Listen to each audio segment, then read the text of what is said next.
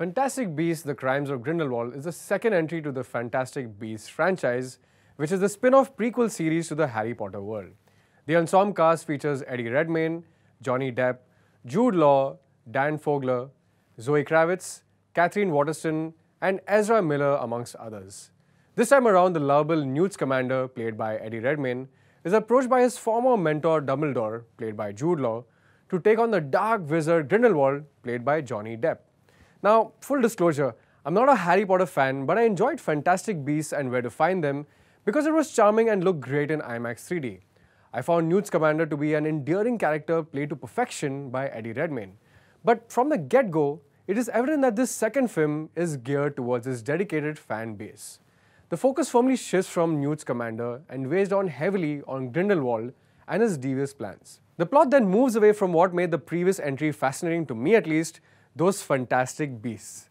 This is a much darker and grimmer film, perched largely on the shoulders of two of the most recognizable members from the ensemble cast, Johnny Depp and Jude Law. Johnny Depp gives what is probably his most menacing and restrained performance in recent years. He infuses the adequate amount of intrigue into Grindelwald, one of the most feared and powerful wizards in the Potter universe.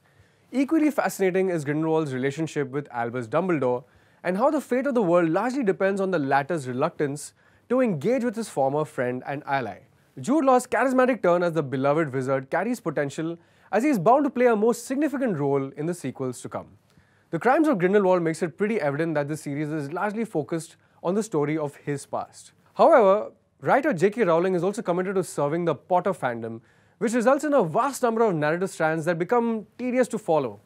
Characters previously introduced now fall by the wayside in subplots that don't seem to have much weight within this film itself, as they're all seemingly invested in future returns.